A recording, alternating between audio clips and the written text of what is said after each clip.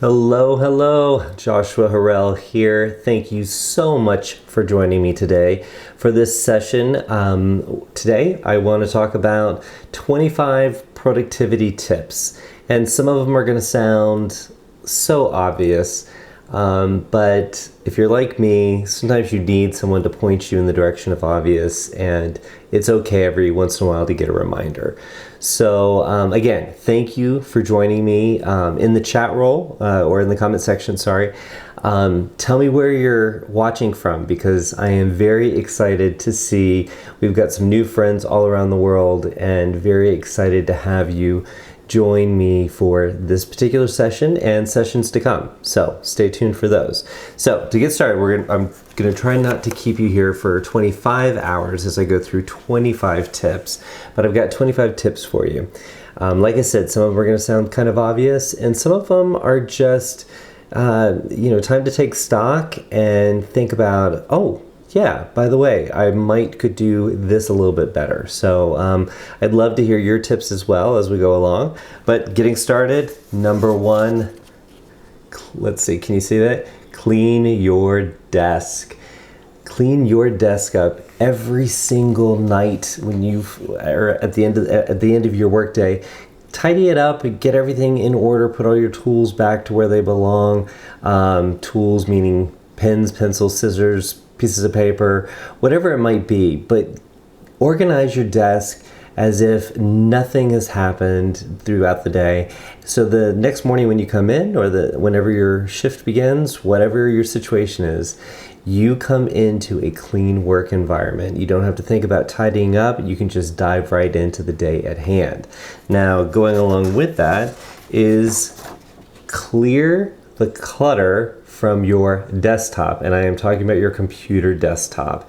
If you are like me, or just in general, I have a tendency to use a lot of screenshots, things that I see that I think are cool. Well, screenshots I've got set to automatically save on my desktop, so my desktop ends up looking like a gigantic just slew of icons everywhere.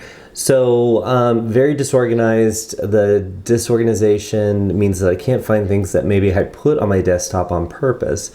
So be mindful about what icons you've got on your desktop, files that are sitting there. If you've got files that are important, go ahead and store them away. And you know what? Always empty out your recycle bin, your trash bin. How many times do you do that in a year most of the time? Probably not very much unless you're worried about storage. But just get in the habit of clearing that out on a regular basis, clearing your mind along with it. If you use paper, files, and folders, take stock of those. Are they organized? Could they be maybe color-coded so it's easy to just visually get the gist of which folder that is and what it might contain? Maybe if you get fancy with a label maker, you label that stuff up. And if those folders get too full, that's probably time to maybe go through them, sift out things that don't belong there anymore, get rid of those, or create new folders to kind of make it so you don't have these gigantic folders hanging around your desk all over the place.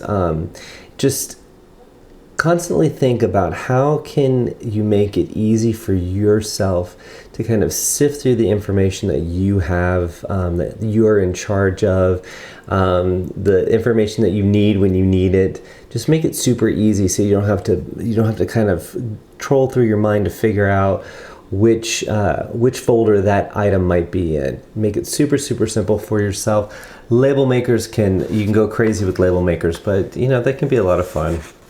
Along with that, organize your electronic files and folders.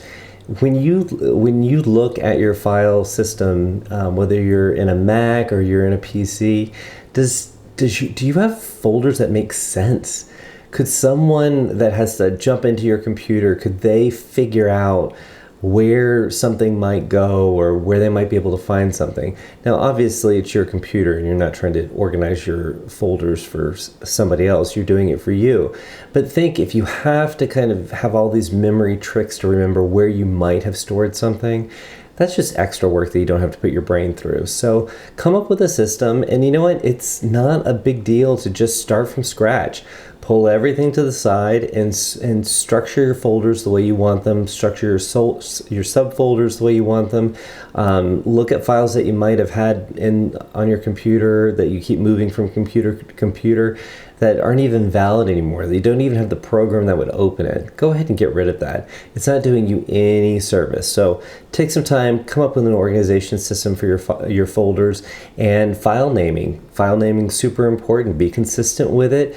Make sure it's something that makes sense to you. So when you are searching for files, you can find them super, super easy through the search bar, or again, going through your great, super organized folder structuring system.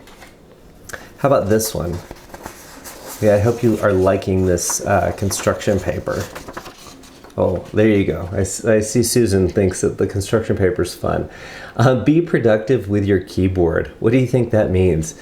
There are so many tricks on how to get the most out of your keyboard, shortcuts, all sorts of things, whether you have a Mac or whether you have a PC.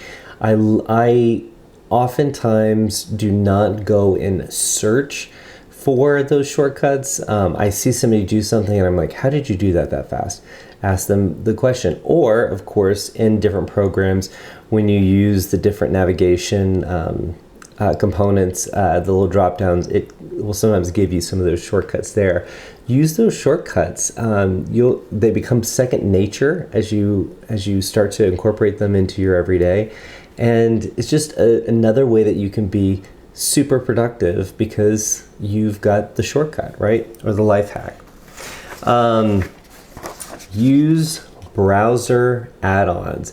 Now, I'm not a huge fan of having a lot of things added on to my browser, but things like LastPass, which is a program that helps you have super secure passwords, it keeps track of it, it auto-fills it in, fills in your web pages with that information. That's a great add-on to have. What about an add-on to access your mail? I use Gmail. I have the add-on in my Chrome browser, so I can just click on that and go right into Gmail.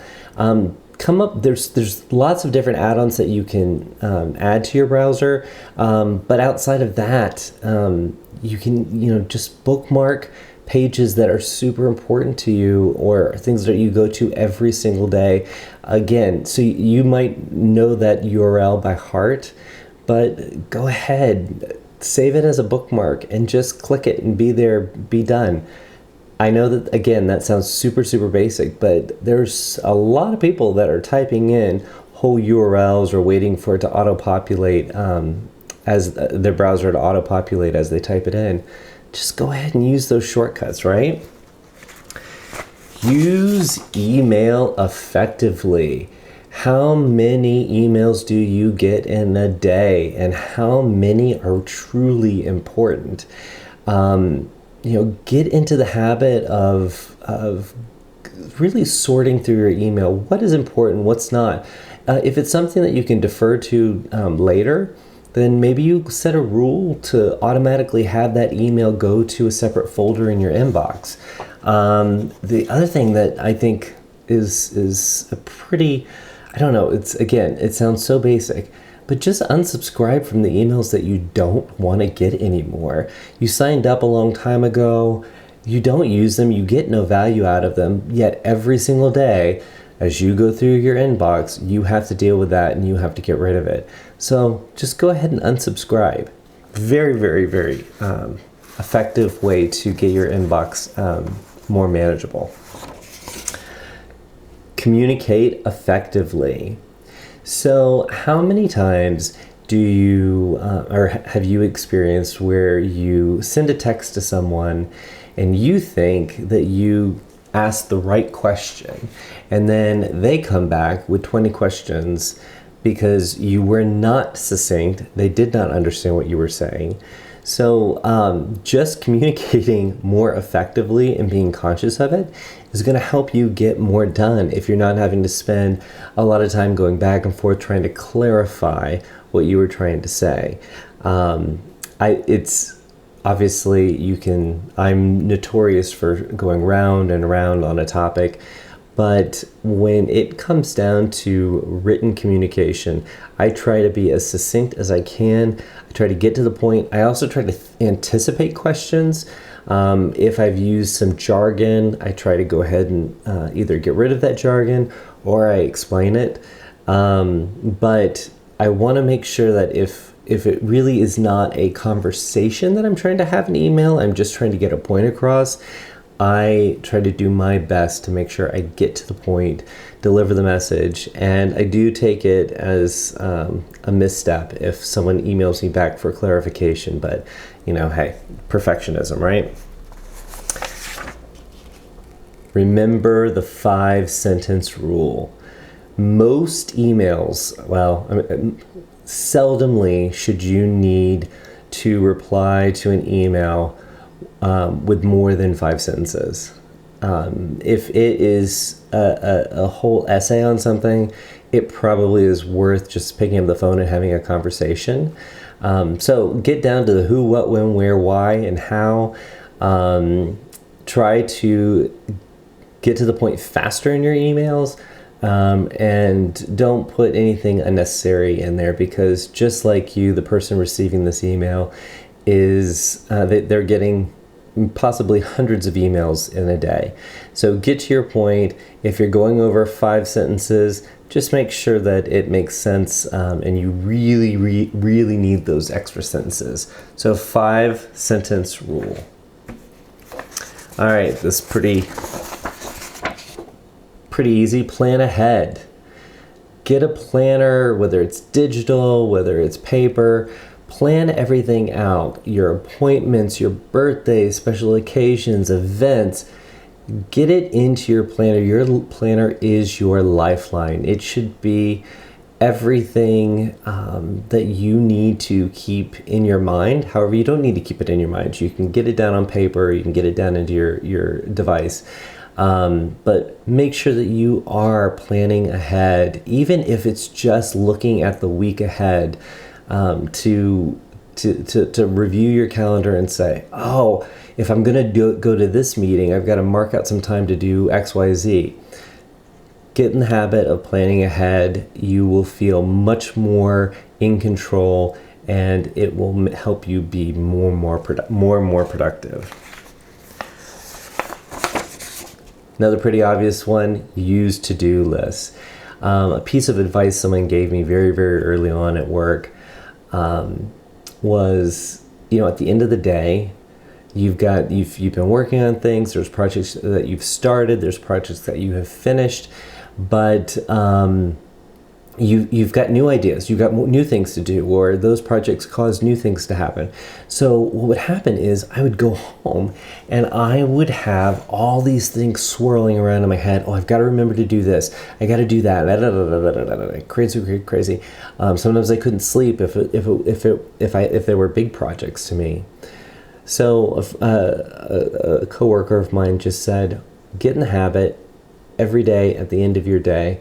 Just go through and do a brain dump of everything that you're thinking of, things that you want to do, things that you have to do. Just get it all down. It helps. You don't have to remember it. You don't have to worry that you're going to forget something. And you also get the satisfaction of crossing those items out as you get them done. It is a very rewarding feeling, but I think where it really pays off is you're not having to try to remember. And that's the thing that I find can really trip you up. Separate personal tasks from work-related ones. Keep your personal and work life separated. I do believe that you are one person, and you are one person at home and at work. It should be one and the same. But when it comes down to your tasks, don't just jumble them all together. If you've got to call the vet to get a pet prescription done, that's on your personal to-do list. That's not on your work to-do list. So keep those separated. It just helps you have a clear line of separation. So when you are doing family stuff, you're probably with your family. You're not doing work stuff when you're with your family, vice versa. Just keep things like that separated. Next, schedule your hours. You've got a calendar, you've got appointments, you've got meetings, you've got things that you've got to get done, or you've got places you've got to be, but also things that you have to get done. If you can have a to-do list that's miles and miles long, but there are certain things that have to be done at certain times or by certain times. Those things need time on your calendar. So if something has a due date, it needs to be done by this specific day, this specific time, go ahead and get it on your calendar. Get time on your calendar to work on it. Really schedule the time you need to get what you need to get done. Okay?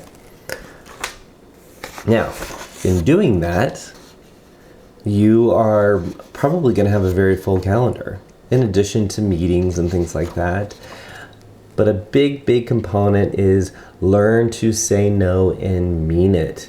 If you have got a full calendar of activities, things that, meetings that you have to attend, if you're working on big projects and you've got to take big chunks of time to work on those projects, or even maybe you need time to prepare for those meetings, say no to the meetings that just pop up, that are not organized, that are not critical, that were not planned in advance, because you do have to get this stuff done. If you don't get it done during the time that you have allotted, then when are you going to get it done? Are you going to take it home and work on it at home? No, if it's stuff that you have to do for work, schedule it in. Make sure you've got your calendar organized so you can get things done, as well as take those meetings or those pop-up meetings that come up. Don't fill your calendar, with every single hour filled to where you don't have a little bit of wiggle room, but do schedule time so you can work on things that you need to get done. This is a biggie. Beat procrastination. Oh my gosh. Every time I've got a super big project, or I've got to sit down and film something, I can find every reason under the sun to not get started, not make the first steps towards getting that project completed. I will reorganize my office, reorganize my home. I will paint something. I will do an arts and crafts project. I will organize shoes, and I'm not sure why. I guess it's just a nervous habit. I don't know. But beat procrastination, because it's not serving you. It never serves you. So if you've got something you've got to get done, or something that you want to get started on, make the first move. Once you get that momentum going, it is unstoppable. So you just have to make the first start or take the first step, right? In the journey. This one is going to sound simple. Keep it simple. I know someone, it is not me, but I know someone who has to work on a lot of creative projects, and instead of actually just getting into it and starting to do the work, they will spend maybe 45 minutes looking online to see if there's some software that will help them do it faster. Hey, I'm all for technology. It's great. But if it could take you 15 minutes to just draft something out on a piece of paper versus 45 minutes to find a software tool and then learn how to use it and then execute what you needed to execute that you could have done in 15 minutes with just pen and paper, that's not a good use of your time. So know when to expand your toolkit, your stack, and know when just pen and paper or pencil and paper will do. So keep it simple when you can. Another one, Give multitasking the boot. I think Tony Robbins said multitasking makes you stupid, and I get it. It's so funny because when you're looking for work, or you're interviewing, or doing resumes, you constantly are told to talk about being a multitasker. I can work on multiple projects at one time. The thing is you can never really put your all in if you're divvying up your time across multiple projects, multiple tasks. So forget that idea. Take on plenty of projects, but devote time to each one and think, hey, this is what I'm going to do right now, and I'm going to spend this amount of time on it, and then I'm going to move on to something else. I'm going to make sure that no one interrupts me. I'm going to give this my attention, and then I'm going to move on. I cannot, physically, I cannot have multiple thoughts at the same exact moment. So there's going to be a give and take if I'm trying to run multiple projects at one time. So give everything its due, and do not worry about being a multitasker, because like Tony Robbins says, multitasking will make you stupid. So there you go. Stay razor sharp. This goes along with the multitasking, or giving that the boot. Stay razor sharp. Even 30 minutes devoted to a task is going to move you so far ahead. So focus your time and effort on the task at hand. Make sure there are no interruptions, and stay super focused. Even just 30-minute increments will do amazing things for you. But I have found that if I've got bigger projects that I'm working on, if I block out 2-hour blocks on my calendar, I spend a little time warming up to getting started on the project. But that is a really good block of time where I can move mountains. Play with it, see what works for you, but at least allow yourself 30 minutes of time devoted to one particular task so you can be razor sharp. And then you gotta have a little fun with it. Create some motivation. Now, that could just be a very positive, uplifting quote. That could be actually giving yourself rewards for hitting certain milestones with a project. But it's amazing how a little bit of motivation can go a long way in you seeing a task or a project through to the finish line. So think about ways that you can create motivation as micro and as macro as it needs to be, depending on what it is you're working on. But find those ways to create some motivation. It keeps you in the game. Now, here's one that I think is pretty interesting. That's why I threw it in. Music or silence. It sounds obvious that, if I'm working on something, then I probably need silence. But for me personally, I need noise, but it can't be music, because I like to sing along with music and I listen to the words in music.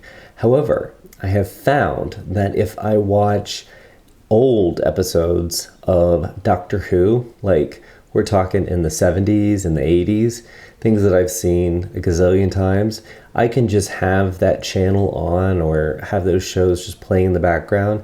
I'm not even paying attention to it, but it blocks out other thoughts and it allows me to focus on something. But for you, it could be, you could enjoy music, or you might need total silence. Do what's right for you. Once you find that place where things are just moving along, you are being creative, you're getting things done, when you feel that happen, whatever's going on, that is probably the sweet spot for you, whether it's music or it's old episodes of Doctor Who. Now, we talked about this a little bit with your desk and your desktop, but clear the clutter. through the day, you start to collect different things, whether it's soda cans, whether it's coffee cups that need to go be rinsed out, cleaned. You've got papers, you've got folders, people have dropped things off at your desk. Keep clutter away from you. When you are working on something, if it's something where I've got a piece of paper that I'm working on, this should be the only thing I see on my desk. It will help you keep the distractions away, and it will allow you to focus all your attention on this one particular thing. So keep clutter at bay. Now, I do know people who love stacks of folders and they scribble all over the place. But most of those people, just to be honest, have a lot swirling around in their mind at any given time. So while I think that it's a habit that they've gotten into, I can only imagine what they could achieve if they could provide some discipline to themselves and keep things clean. A clutter-free zone, it's good for you. Talk about clutter-free, social networking. I love social media, yes I do, but I have to turn the notifications off on my phone to make sure things aren't popping up on my computer.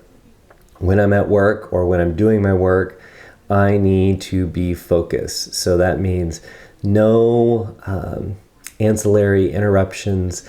My Aunt Nancy posting a picture about bumblebees, that is not something that needs to take any portion of my mind during the time when I'm trying to work on something in particular. So definitely keep in touch with Aunt Nancy, but do that. Maybe that's one of your motivations. You're going to check in on social media the moment you get done with XYZ, or you send this email, you're going to check out that post on bumblebees. But keep the distraction away, whether it's physical or whether it's digital, like social media. So keep that in its space. I hope you guys are getting something out of this. I hope there's some little thing that you're hearing me say and you're like, yeah, I need to do that. I really suck at that. Or I really have a much better system, and my system works fantastically, and I am so happy I have it in place. I will say that I am very happy with the things that I do to keep myself organized and productive. But every once in a while, something will slip, and I can kind of come back to some of these things here, be like, that's where I should put some of my attention and focus and just make it better. Big one, beat stress. Stress takes everything out of you. If you are stressed, you cannot focus. If you are stressed, it just, and that's kind of the point of all of this, is do things so you don't have to remind yourself, or you don't have to scroll through a list in your brain of things that you have to get done. Get it down on paper. Don't have that big ugly stack of papers sitting on your desk that you need to organize. Beat the procrastination. But by doing that, you're also beating stress. Get rid of the things that you can control, so when something else comes out of nowhere and bothers you, you can address that. You're not carrying all the other stuff along with you as you tackle those particular stressors. So do what you can to beat stress. Even if you need to take a little break, you need to walk around, you need to go say hi to the people down the hall, whatever it is that you need to do, keep stress out of your life, because there's always going to be stressors, but there's some things that we just kind of, because we let things snowball and it becomes overwhelming. There are some things that we can control. So do what you can to beat stress. One of those things that I like to do is try taking a micro nap. It's I kind of hunch over when I'm at a desk. And then, as I'm reading emails that kind of bother me, my shoulder starts to greet my ear. And And then I'm all stressed out. I just should not be doing anything that I am doing.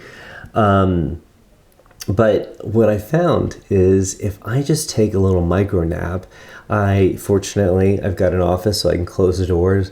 I'll turn the light off. I will lay down on the floor. I don't care. I'll make sure my back is nice and flat and my shoulders go to the ground. And I just sit there for 5 minutes in the dark. I would not fall asleep in the office, but just having that little time to kind of reset, turn out all the light, helps me kind of approach the rest of my day refreshed, renewed. I will say that I've never had to do it twice in one day, but hey, you might need to. A friend of mine actually has a side hustle and works 9 to 5 during the day, has a pretty long commute, and then takes, when he gets home, takes about a 10-minute nap. He sets the alarm because he's afraid that if he gets too relaxed and in nap mode, he won't want to get up. But he takes a nap so he can kind of refresh, recharge, then he eats dinner, and then he works on a side hustle. And that gets him, probably working until midnight on his passion project. But he doesn't feel like he's depleting his sleep tank, his sleep reserves. He does feel like he is getting plenty of rest. He's not being stressed because he's purposefully taking that time out to just take a little 10-minute nap at the end of his first work day and then move on to his next one. And the last thing out of our 25 productivity tips is slow down. Slow down. You do not have to be the fastest person in the world. And a lot of times when we try to be fast, we make mistakes.